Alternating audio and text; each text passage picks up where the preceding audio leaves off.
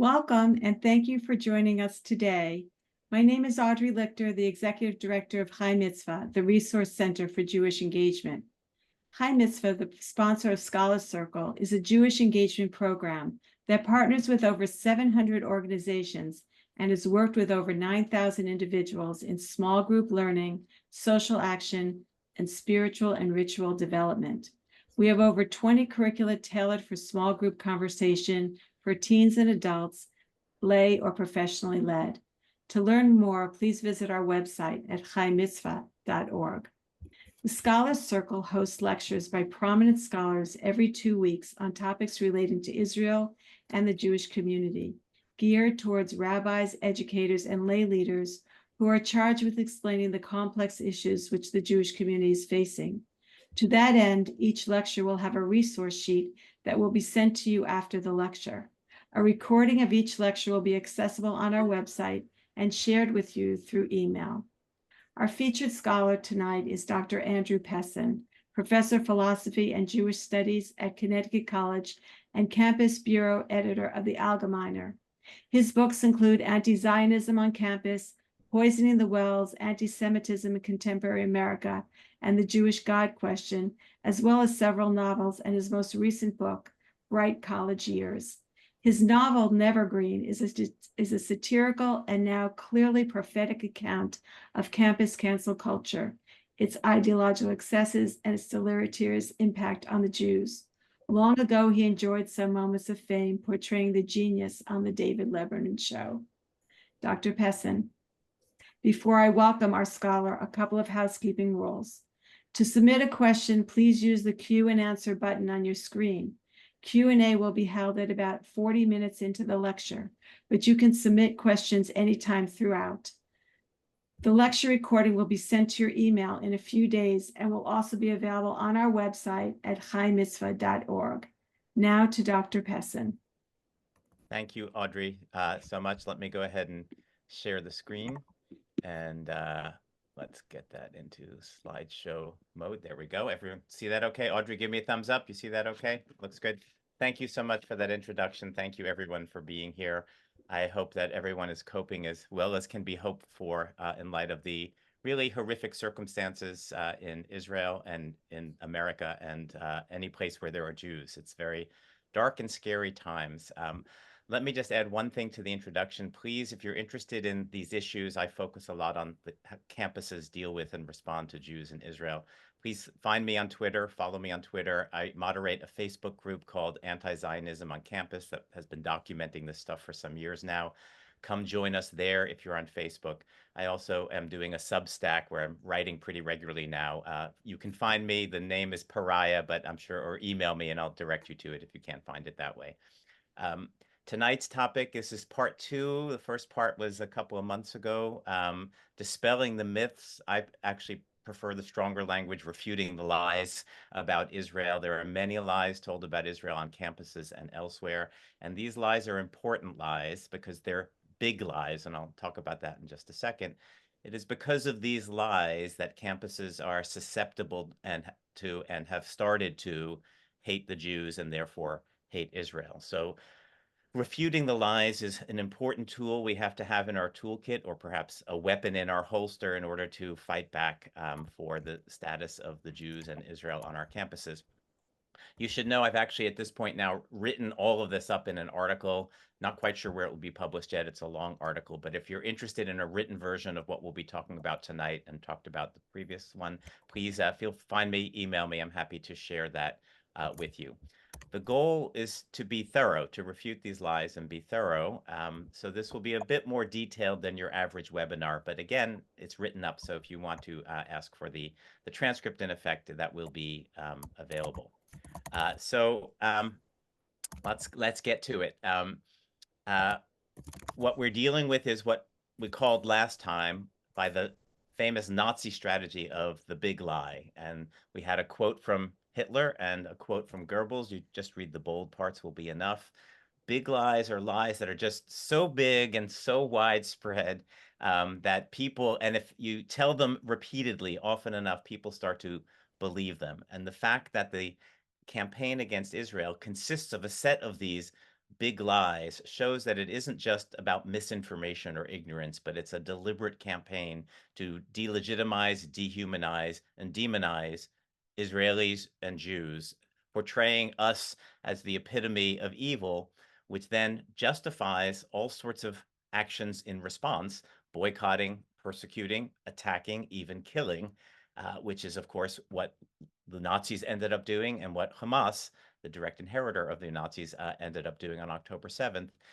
Since the ground had been fertilized with all these big lies, and Israeli Jews are seen as the epitome of evil, that's what enabled so many campuses to respond to October 7th, not in horror and condemnation, but actually in celebration and endorsement and in calls for more of the same. There's the quote from Hitler, quote from Goebbels, who was the Nazi propaganda minister, and all the lies together compose what we'll call the false narrative, which it's worth reading because this is what we're refuting. There once was a country called Palestine, existing from time immemorial, filled mostly with Palestinians and a few Jews who got along nicely. Then the Jews started arriving from Europe in the 20th century, committing genocide against many Palestinians and expelling most of the rest, ethnic cleansing, as part of their project of settler colonialism, thus coming to occupy Palestinian land and building illegal settlements. Those Palestinians who remained in Israel and their descendants are kept subjugated under apartheid, a political system that reflects Jewish supremacy. Those who were expelled to the West Bank now live under that crippling occupation, while those who were expelled to Gaza are kept in an open-air prison. All of the above reveals that Zionism is racism, and resistance to Zionism by any means necessary is entirely justified, including the rapes, torture, and massacres of October 7th. So that's the false narrative, and pretty much every single element of this is a lie.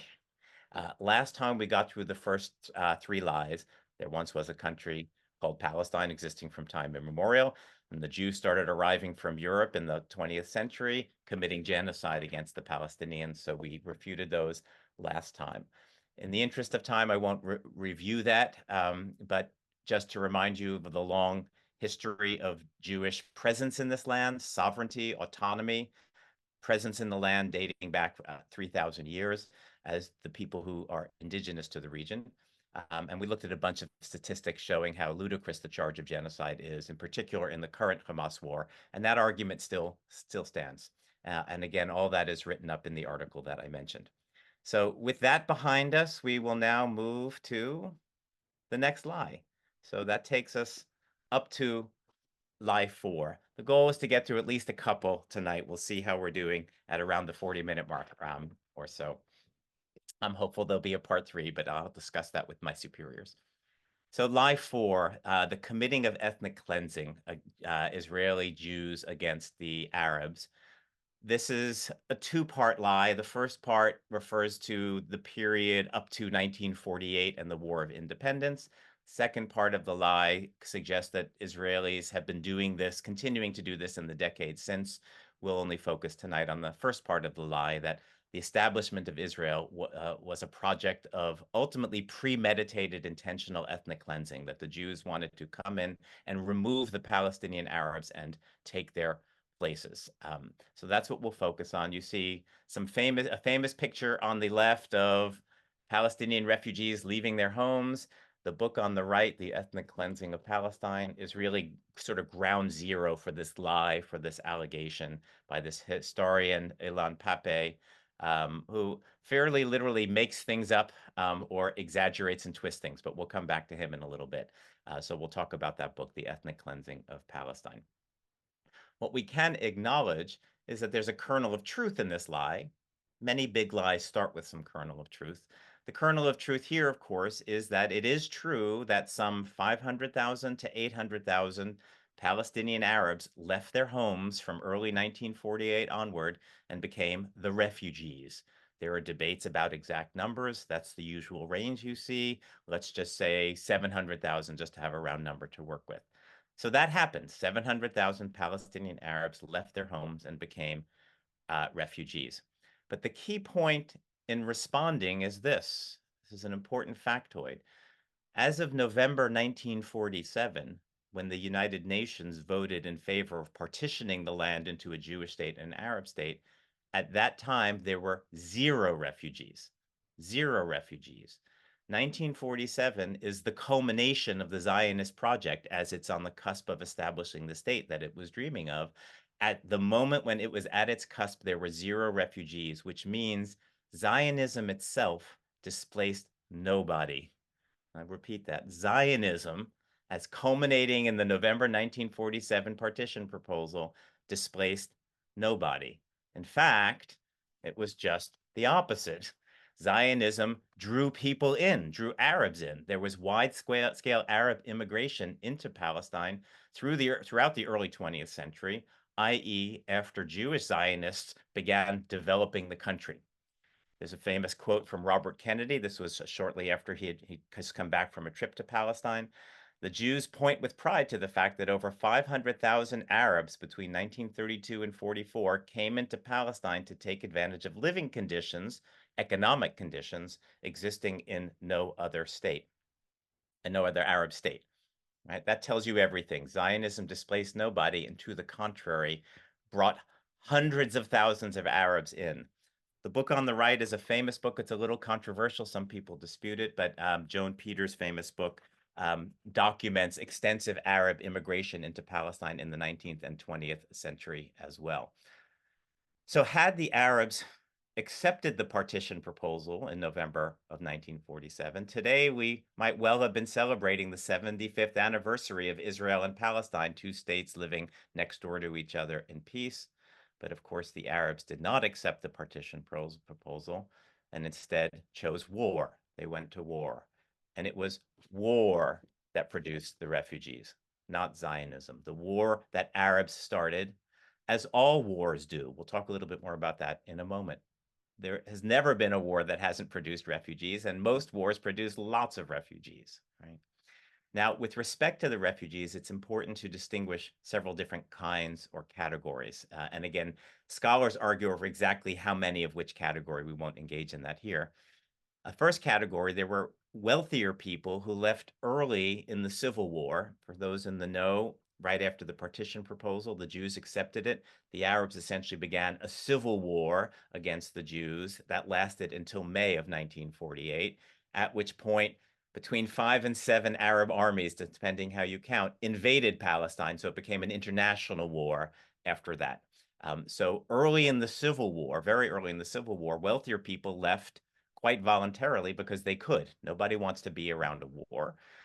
It was easy for them to leave. They often had other homes or plenty of relatives living nearby that they could stay with. And remember, if there was large-scale Arab immigration into Palestine in those decades, then many of those newcomers still had roots, possessions, families, or homes in surrounding countries, sometimes even just a couple of miles away. It was not a big journey. So that was one class of refugees. Those are not your stereotypical refugees. Second class, more importantly, many others were encouraged by Arab leaders to leave, to get out of the way so that the Arab armies could more easily exterminate the Jews. And that is the language they used. They said it would be a war of extermination that would be remembered like the Mongolian wars of centuries and centuries ago. And so the Arab leaders, many Arab leaders, encouraged local Arabs to leave so they could exterminate the Jews more readily, and said, it shouldn't take long. You'll be able to come back in a few weeks or a few months at most. And on top of that, they often promised them that they could seize the booty that the Jews will have left behind. There'll be all sorts of assets, including property left behind. And so make no mistake, this was a threatened war of extermination. These people who left, these refugees who left, did not leave as victims of the war, but in support of the war effort. And so maybe we feel a little less compassionate towards them. And we see here some quotes confirming this from various newspapers of the time. Many others left for the obvious reason. People leave when war comes near you, both the Civil War and then the international multi-army war. anyone wants to leave if they can escape violence. That's part of the tragedy of Gaza right now, is that none of the surrounding countries will accept any refugees. And so Israel is busy just moving them all around to keep them out of harm's way, when the normal state of things in most wars around the world is there's a demand that refugees be allowed to leave so that they can escape violence. When you compare the Israeli-Palestinian refugee situation to any other, you actually realize it's very tiny on the comparative scale. Every refugee person or family is a tragedy, and it's absolutely horrible. But the fact was, World War II produced tens of millions of refugees. The India-Pakistan divide, partition, which was occurring right at the same time, by the way, produced millions of refugees. The Korean Wars, which happened a couple years later, produced millions of refugees. Here we're talking about 700,000. Again, each one's a tragedy. But the point is, refugee situations, regrettably and tragically, are the norm when there are wars. And this one is actually a relatively small one. You wouldn't guess it from the amount of attention that it has received. So lots of people left because the war came near them. This effect was magnified by a very famous episode it's worth spending a minute on, the Deir Yassin episode. This was April 9th of 1948. There was a village, Arab village called Deir Yassin, and word spread that the Jews had come in there and committed a horrific massacre of women and children and lots of other atrocities, hundreds killed in this massacre. As a result of this, as the word spread, lots of Arabs in surrounding villages and elsewhere fled out of fear, natural fear, normal human fear. If you hear this is what the Jews are doing to the villages that they capture, wouldn't you leave as well? So the Deir Yassin episode magnified the flight of the refugees a significant amount. It actually turns out recent research, this has been the story, the narrative for many years since 1948. A book came out just a couple of years ago called The Massacre That Never Was. I commend it to you, by Eliezer Tauber. And he argues, he went back to all the survivors of that and interviewed lots and lots of people and showed that, in fact, it wasn't a massacre. It was a battle. It was an ordinary battle, a 10-hour battle. And Arabs were fighting back, and there was no massacre of women and children, etc. There were civilian casualties, but of course there always are. The point is, the Deir Yassin episode is a myth. And it also turns out it was a myth that was deliberately crafted by the Arab leadership. They thought it would instill, energy in their fighters, that it would motivate their fighters. The Jews are so evil, we have to fight against them. Instead, it completely backfired and generated significant numbers of refugees. So that's a third category of refugees. And then finally, kernel of truth, there were some refugees, again, I can't give exact numbers, scholars debate, that were produced in the ethnic cleansing sort of fashion, armies coming in and expelling them, forcing them to leave under threat of violence. That happened in a number of places as well. However, the question is whether that constitutes, even if that constituted ethnic cleansing, it's a small fraction of the refugees. It's not all of the refugees, which is what the anti-Israelists would have you believe. And in fact, it doesn't even constitute ethnic cleansing, because this all occurred as a matter of military necessity, hinging on this thing called Plan D. And you might have heard Plan D floating around. I want to spend a few minutes on it because you should be familiar with it. Plan D is this military plan. We'll talk about it in just a second. This is now the kernel of truth on which they peg the big lie of ethnic cleansing. Ilan Pappé, that book that I mentioned earlier, he makes a big deal about Plan D because he claims it shows that the Zionists had a premeditated intention to expel all the Arabs. So for him, Plan D is the smoking gun that shows it was all premeditated and intentional. So let's take a look at Plan D and show why that's simply a lie. So what is Plan D? Plan D is a military plan that was developed in March of 1948 and adopted in April of 1948. In its maybe 11 or 12 pages, there are a couple of paragraphs that outline the conditions under which military commanders could compel the evacuation of villages. So Plan D has a couple of paragraphs that are relevant to this, which Pappé presents as the smoking gun of premeditated intention. The key paragraphs will be numbers 2 and 4. Destruction of villages, especially those population centers that are difficult to control continuously. The villages which are emptied in the manner described above must be included in the fixed defensive system. So for Pape, smoking gun, premeditated intention. But of course, it's no such thing. First of all, it's called Plan D for a reason. It wasn't the first plan. There were plans A, B, and C. This plan was drafted during the Civil War as a result of the rapidly evolving military situation. It was not an expression of some premeditated intention. That fact alone undermines Pape's entire book, as a matter of fact. In the context, Plan D was developed as the Jews essentially realized they needed to switch from defense to offense. The first 4 months of the Civil War, Jewish fighting forces were defending villages from Arab attacks. The Arabs were attacking all over the country. They were merely defending. They weren't trying to achieve anything other than save the lives of Jews. But by March of 1948, it became clear that the Arab armies were going to invade when the British left, which was going to be the middle of May. And suddenly there was a whole new situation. The Jews had to be prepared to defend themselves against 5 to 7 invading Arab armies. And to do that, you needed to secure territory from which to fight. At the same time, many of the Arab villages were participating actively in the Civil War. They were hostile. They were fighting. Most famous example being perhaps the siege of Jerusalem, which was occurring from about March of 1948 onwards. The Jews in Jerusalem were literally being starved. There was almost no water. All the roads were cut off to bring supplies. And the Haganah, precursor of the IDF, needed to clear access to the city to save the lives of the Jews there. And that meant battling the villages, which were basically guarding and perpetrating the siege along the road up to Jerusalem.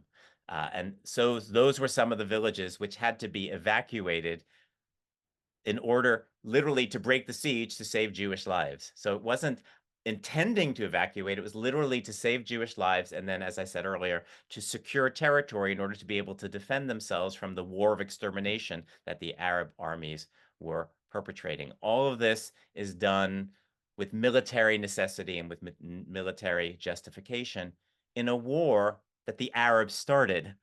Right? The Jews didn't want any of this. They said, fine, partition, let's have peace. There would have been 0 refugees, right? So this entire situation is brought about by the Arabs, and then it's brought about by the Jews defending themselves from the Arabs. Again, motivation was military necessity. And indeed, the document itself states, and we'll go back, just there it is in the document. It says quite clearly, in the absence of resistance, this is in the absence of resistance, garrison troops will enter the village and take up positions to enable control, meaning truly civilian villages that weren't fighting were largely left untouched. Right? And what that and the best proof of all is the fact that evacuations of villages were left up to the decision of the military commanders in the field during the course of battles, the large majority of whom conquered many villages and didn't evacuate or expel anybody. Right? And so there was no premeditated attention. In those instances where there were expulsions, it was for military necessity to defend themselves in a war against a war that the Arabs themselves had started.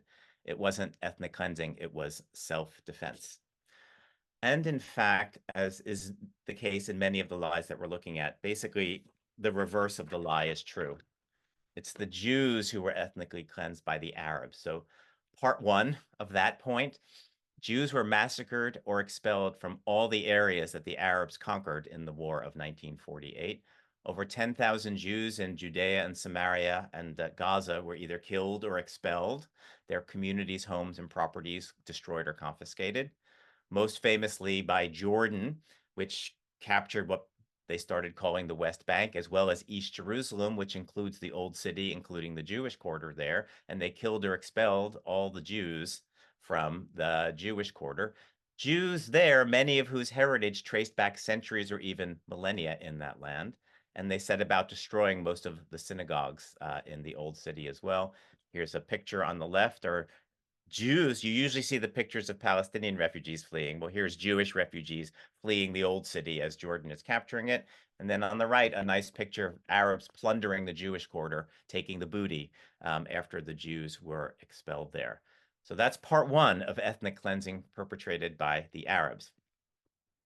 Part two is captured in this very famous headline. I'm sure many of you have seen this New York Times headline from May of 1948 as the Arab armies were invading. The Jewish refugees. Prior to 1948, there were up to 1 million Jews who lived across Arab and Muslim lands. Persecutions and pogroms were underway in the decade before 1948, fueled by the rise of Nazism and the spread of Nazi propaganda, and in some cases by the presence of Nazis in these countries.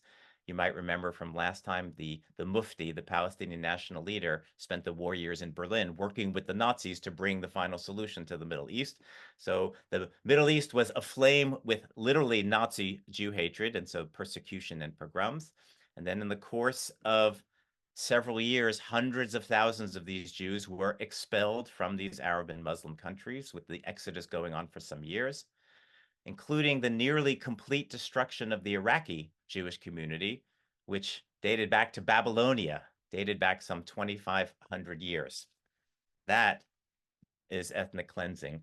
Here are some of the statistics and numbers if you want to look over it, but the clearest sign of ethnic cleansing is, of course, where once there were 1 million, now there's essentially zero, right?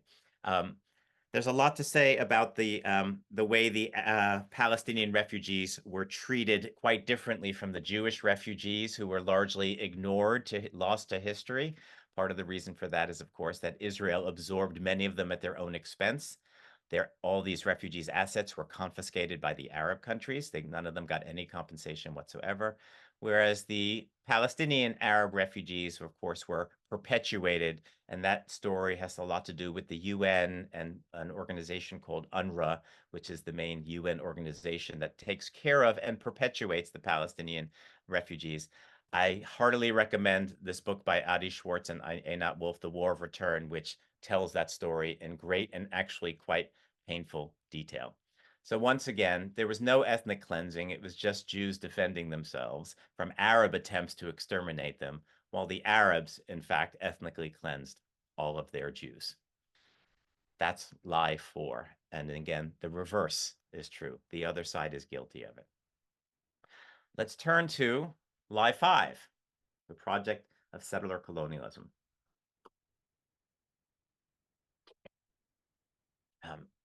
The nature and purpose of this lie, like all of them really, is very clear. It's to delegitimize the Jewish presence in their land and to dehumanize the Jews who live there and the Jews who support the Jews who live there, including me and many others. A settler colonist is someone who doesn't belong there, right? Who came from somewhere else and took over, typically by force.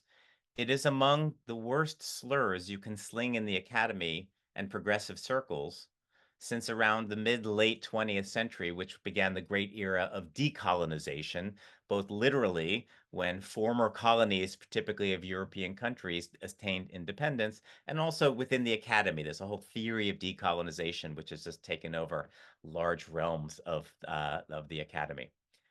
Here on the left, we see renowned anti-Semite and CUNY professor Marc Lamont Hill justifying the October 7th slaughter in just these terms. And remarks such as these were all over the place in the weeks after October 7th, all over social media.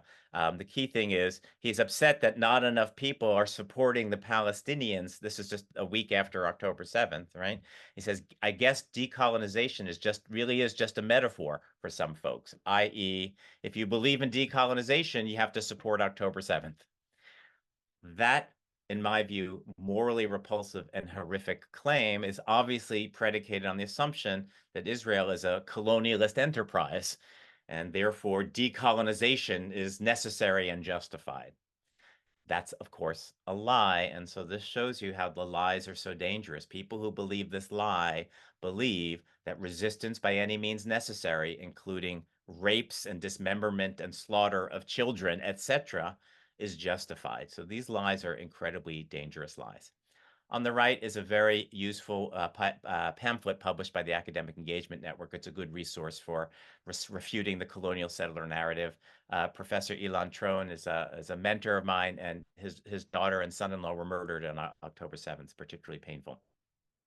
So to respond to this lie of settler colonialism, we'll begin with, and in a way we could end with, this quote from the Charles Krautheimer. He says this, very famous essay from 1998. Israel is the very embodiment of Jewish continuity. It's the only nation on earth that inhabits the same land, bears the same name, speaks the same language, and worships the same God that it did 3,000 years ago. You dig the soil and you find pottery from Davidic times, coins from Bar Kokhba, and 2,000-year-old scrolls written in a script remarkably like the one that today advertises ice cream at the corner candy store. Right? So what that quote captures really very beautifully is the fact that Jews are the original indigenous inhabitants of this land. Jews belong here. Jews came from here. Jews had centuries of autonomy and sovereignty and millennia of being present and living in this land. This is, of course, the Jewish homeland. Per the Declaration, Israeli Declaration of Independence, which you see Ben-Gurion reading on the left there, he makes this point very, very nicely. The land of Israel was the birthplace of the Jewish people. Here, their spiritual, religious, and political identity was shaped. And again, the Jews have been present in that land for 3,000 years and more. Yes, many were sent into exile, and those many endlessly tried to return over the centuries in small groups and in large. In fact, the establishment of Israel was in the first and perhaps only case where an indigenous people reclaimed the homeland that other people had colonized. Those who promote decolonization, Professor Lamontil, should be supporting Israel, clearly.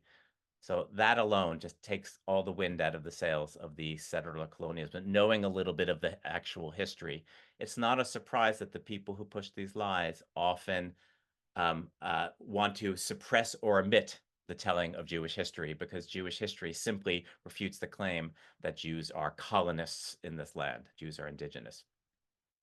True examples of settler colonialism typically involve the following features. This will sound familiar to anyone who knows a little bit of history. There's usually some mother country expanding its empire by militarily invading and taking over some other independent country or region and settling its people there to rule over or administer the natives, sometimes expelling them, sometimes exploiting them, introducing a language and a culture and often a religion foreign to that place, milking the valuable resources and markets of the conquered nation to send the profits back to the mother country. That's settler colonialism. Not one aspect of that applies in our current case. Up to 1948, there was no pre-existing Jewish empire, nor was there an independent country of Palestine. There was no military invasion and conquest. The Jews established their own institutions and were largely not interested in ruling over the local Arabs. The language and culture they developed were resurrections of the language and culture, and the religion was a continuation of the religion that was native to that place. The land they came to had basically no resources at all. It was a largely desolate, underdeveloped, malaria-ridden backwater, and nothing was sent back to any mother country. But to the contrary, two things. Jews in the diaspora tended to support the Jews who were living in Eretz Yisrael. And secondly, the Jews came and built up the country for the benefit of all of its inhabitants. As we saw earlier, it drew hundreds of thousands of Arabs in because they were building it up for everybody to benefit from. When you build up an economy, everybody benefits.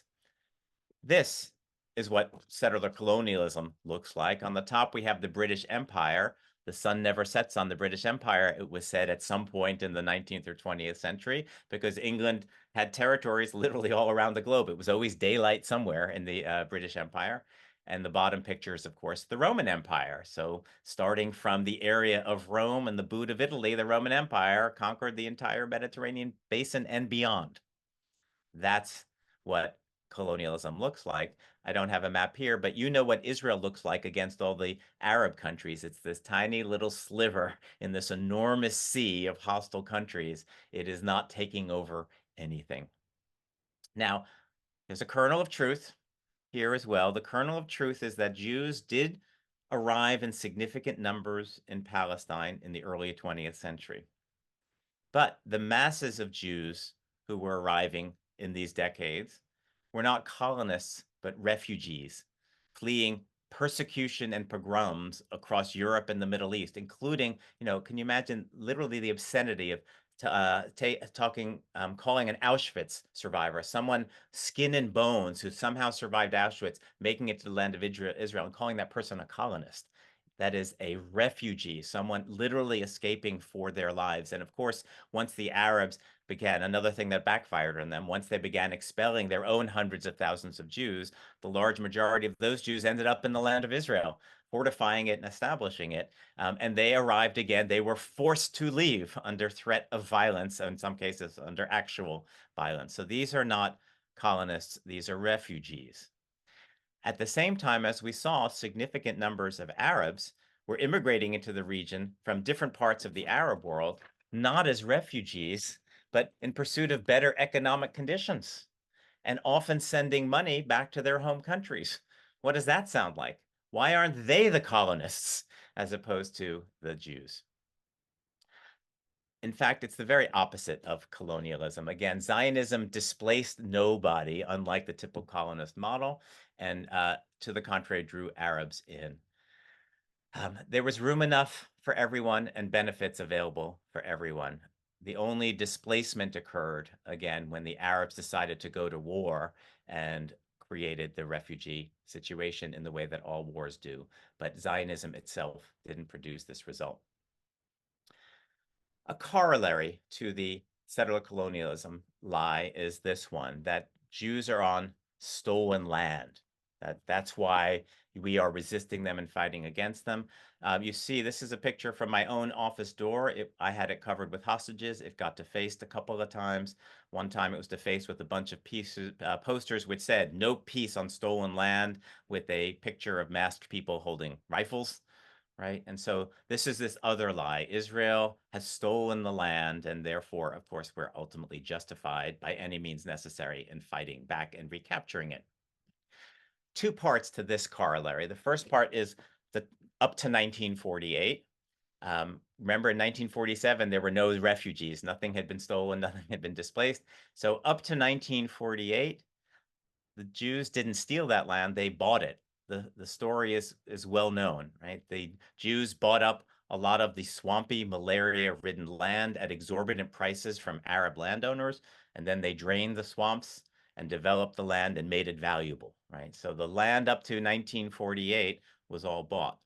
Interesting confirmation. This is a scholar who's studied this, an independent scholar. I can refer you to this elsewhere if you like. Interesting confirmation of this fact comes from a recent article in a journal about malaria, of all things. This is just 2023, very recent article. And if you look at this article and you look at these diagrams, what it's showing is that the UN partition plan, the land it proposed to be the Jewish state, closely followed the exact areas that had previously been malaria-ridden, while the Arabs mostly lived elsewhere. So if you look at the map on the left, that's the map. That's where the malaria was worst, and you see it's got sort of that famous N, but then it's got that extra front bit in the Jordan Valley.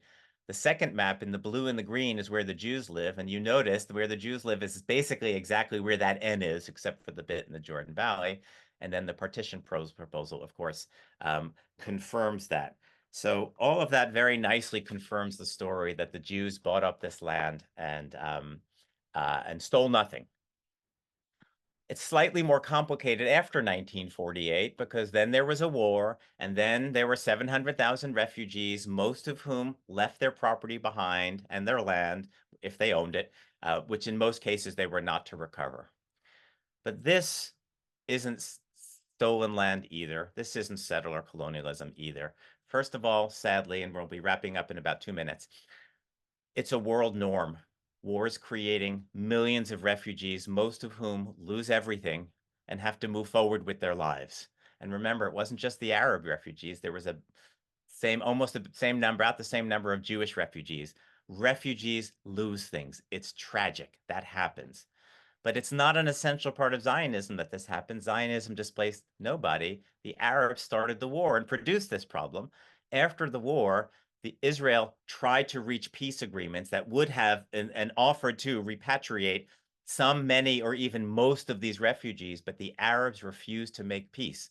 And absent a peace deal, the refugees could not come back. Not also mentioned many of them were very hostile, and no country in the world is ever obligated to import a hostile population in. But nevertheless, Israel tried. They tried to reach a peace deal, and the Arabs rejected it. This is roughly where I believe where the land for peace concept comes in, but we'll talk about that another time.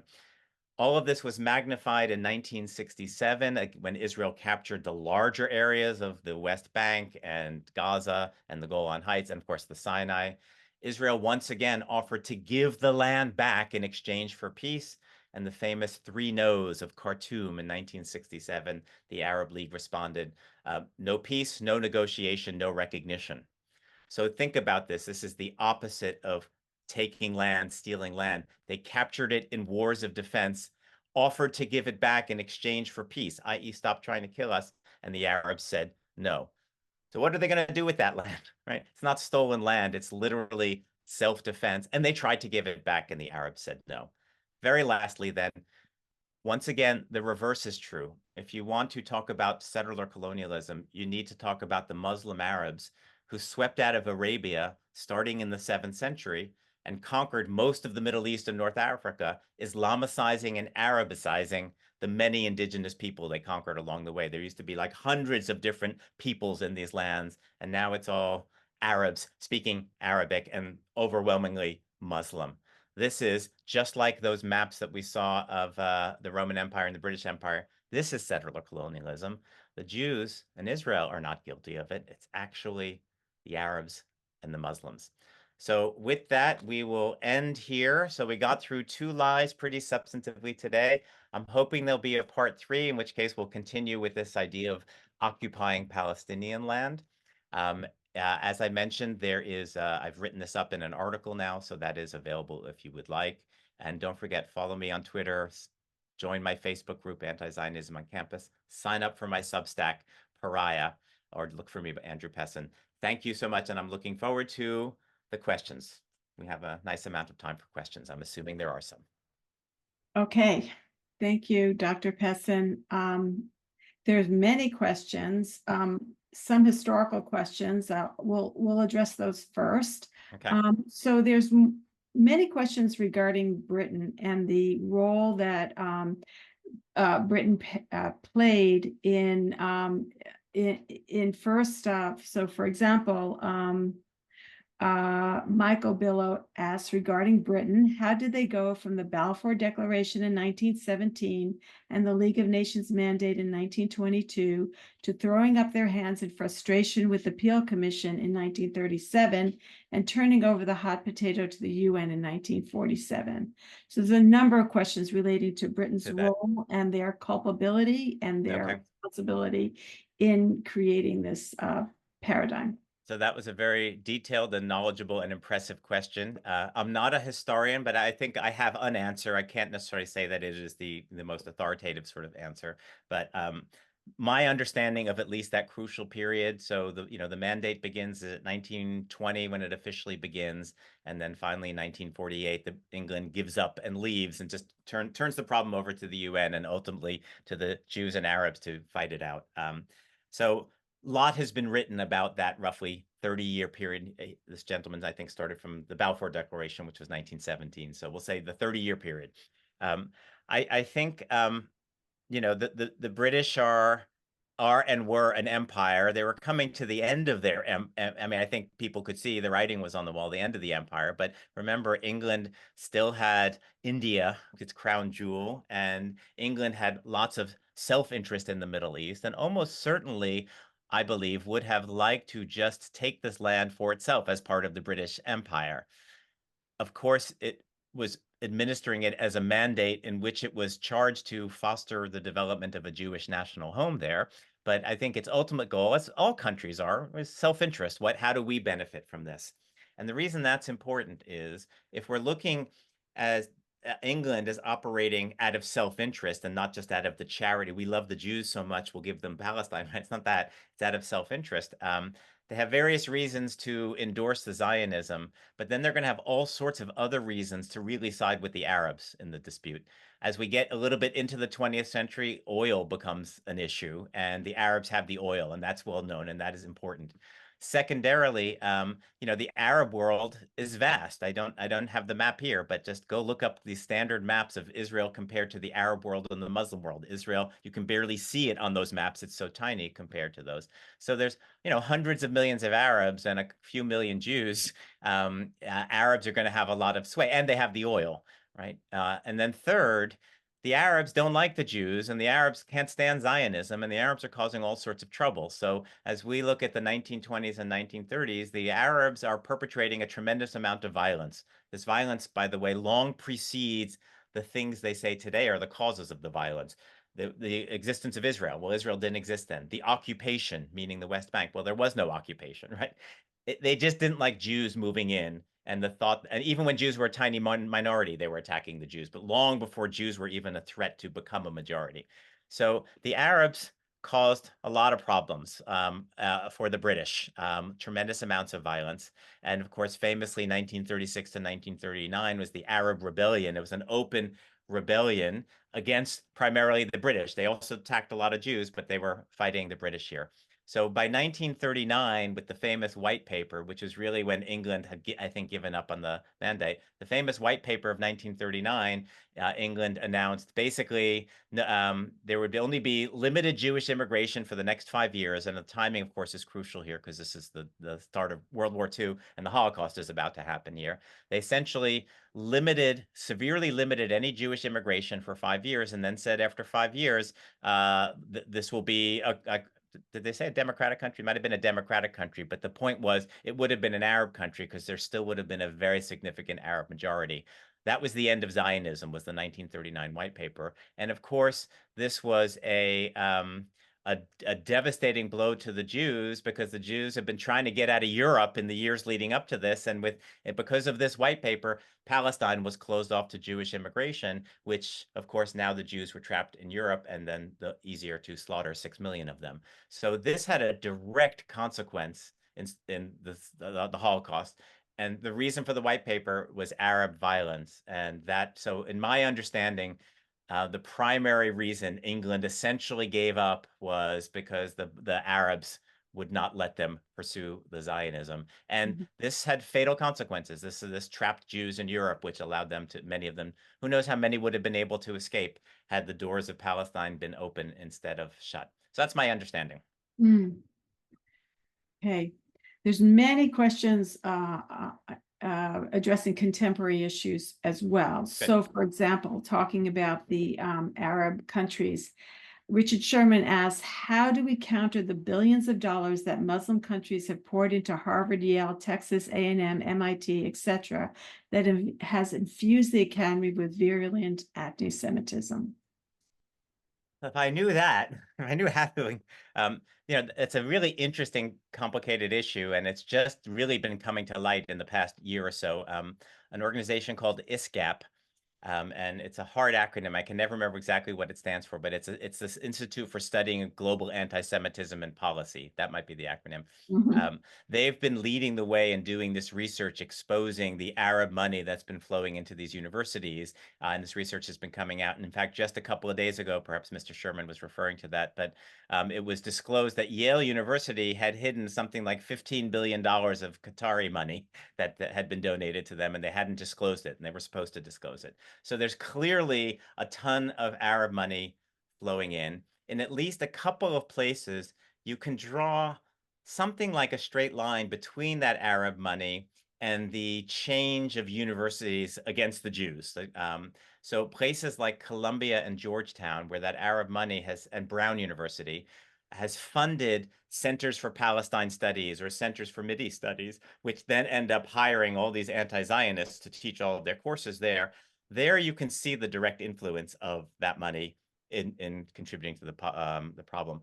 Other places, it's not so obvious. And a scholar, a guy named Mitchell Bard, just wrote a recent column saying it's not actually so obvious that a lot of that money is a cause of the problem, but it's not obvious that it isn't either.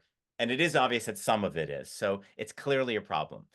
How to respond to or deal with that problem, that, I'd say that's largely above my pay grade, other than to say, first of all, there must be transparency about it. So this idea that the universities are hiding the money and therefore hiding how they spend it, that's just utterly unacceptable. And it sounds like there's movements in that direction, including, I think, from Congress to enforce these rules and regulations for disclosing the money.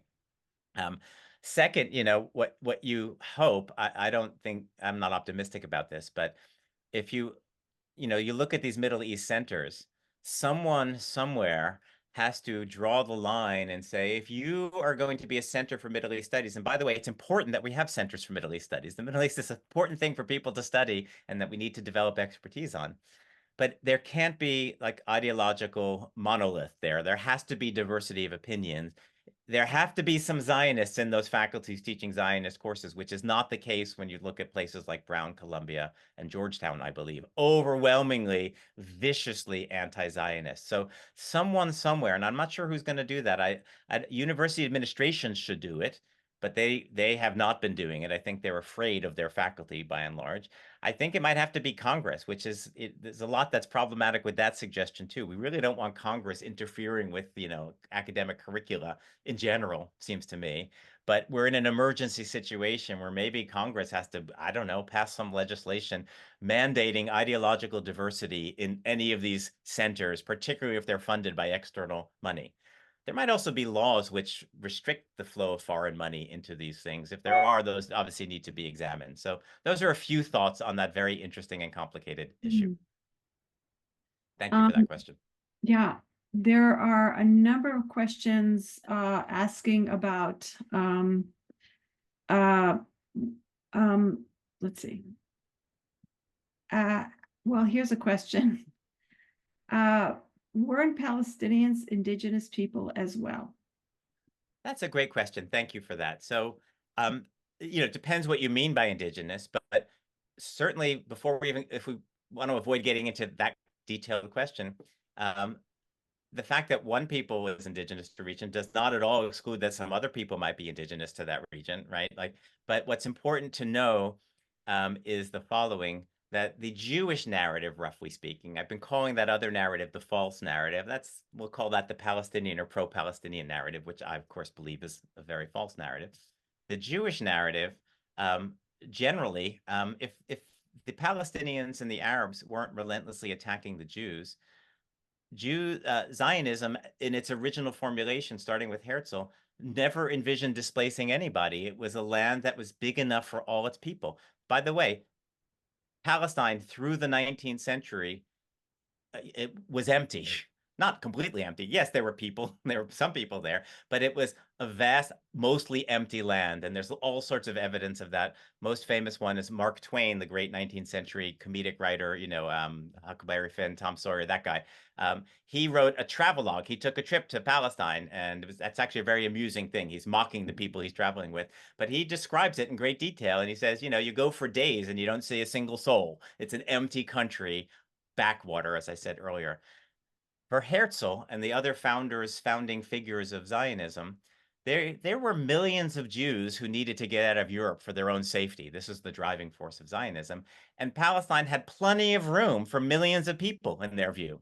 And by the way, in ancient times, when you look at when the Romans in the Jewish War destroyed the Jews and sent them into exile, when you read the contemporaneous accounts, it seems like millions of Jews were slaughtered in those battles, millions, which meant millions were living there, which meant that region could support millions of people.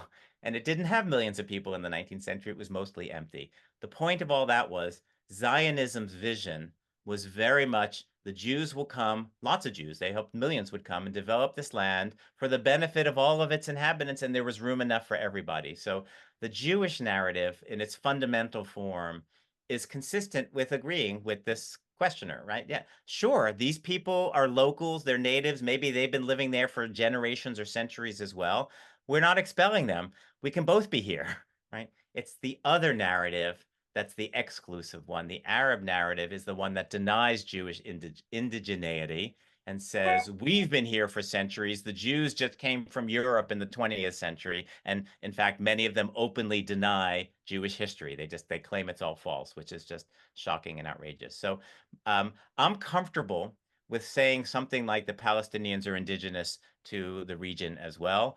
In my view, I am so drawn to that original Zionist vision of people cohabitating, sharing the land, because there was room enough for all of them. So there's no problem in allowing that. The Palestinians are indigenous as well, and certainly have some rights as well. Nobody needs to deny that. But the problem is the other side is denying the Jewish side. So yeah, thank you for that question. There's so many questions, well over 25 questions, and I'm sorry I can't even get to all of them. They're historical, they're contemporary, but in the time we have remaining, I'd like to focus on your questions relating to what can we do now? What are the most important steps that people can take in combating this idea of occupation, of what are your recommendations in terms of next steps for the people listening tonight? Thank you for that. That's also a big question. And I wish it were above my pay grade, but I think I'm supposed to be able to answer that question. I've been battling this stuff. My own sort of eureka moment was back in 2015 when I had a personal experience that sort of opened my eyes to the fact that, I'll put it baldly, anti-Zionism is anti-Semitism. And once you see it, you can't unsee it. And by as early as 2015, it was clear to me that what was going on in the academy was really bad, and not as bad as it is in 2023, but 2023 was just the natural next step in the trajectory, which was clear to me as early as 2015 or so. And so I've been battling this stuff clearly without much success for the last 8, 9 years or so. There's a bunch of organizations that are working hard and doing wonderful work. I particularly commend Stand With Us and Students Supporting Israel, which I think is the best sort of student group that's on a lot of campuses now. They're unafraid to stand up positively and defend Israel. Academic Engagement Network is an organization I have some affiliation with that focuses on faculty, which are really a deep part of the problem, this anti-Zionist faculty that have taken over. So supporting those organizations, I think, is something very useful because they're on the front lines in many cases and actively working. I also will mention, it's important to battle on every front. So even little things. So whatever campus you're affiliated with, you should join. You should be part of your alumni network and monitor what's going on your campus and push back when episodes happen. Even the small episodes, the little things. They should know you're there, you're watching, you're going to resist, because what happens is, and we've seen this so clearly in the last couple of months with through the encampments, etc. If you give an inch, they take a mile. If you don't push back, they escalate, and they continue to escalate until they're breaking laws and literally physically attacking Jews on campuses. So it's important, and I was advocating this, nobody was listening, or at least the administrations weren't listening. It's important, even the smallest little thing happens on your campus. In my own campus, I just found out that someone was voted to the, I don't know what it is, the alumni board. It's not the most powerful thing in the world, who on social media has basically supported October 7th. And so now there's a group of people saying this person has no business being on the alumni board. It's a small, relatively powerless thing, but we need to push back. So follow your campus and push back. You obviously need to find allies. So I do recommend you follow me on Twitter, Facebook, and Substack, etc., because that's how you'll find a community of people who are fighting back, and often action items occur on these sites. Also, Mothers Against Campus Anti-Semitism, astonishingly successful Facebook group that was established in the past year after October 7th, has 60,000 members, and the people who are running it are wonderful. They are action oriented. They don't just want a room where people are, chatting, discussing, getting upset. Every day there's daily action items, and they have letter writing campaigns, etc. So certainly join Mothers Against College Anti-Semitism. And lastly, the big issue in this fall is going to be divestment.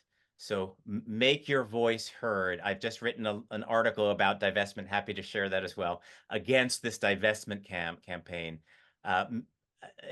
No university must be permitted to divest from Israel. I have a lot more to say on that subject, but I want you to be alert to that topic, because that's going to be front and center when the fall begins. So thank you for that question. Okay, we are definitely going to schedule you for part 3. We Part will. 3. I'm only, halfway through the lies, so Okay, maybe even I would part love a 4. third part. Yeah, Maybe even part 4. Okay, so thank you, Dr. Pessin, for your thank you. insightful, incredibly insightful presentation tonight. Our next Scholars Circle lecture features Dr. Shel Horowitz on how Israel's enemies threaten the entire world.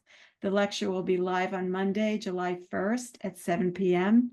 Thank you all so much for attending tonight. You should be getting the recording in your inbox shortly, and you can always find all the recordings of all our lectures on our website at chaimitzvah.org. Thank you all and have a good night.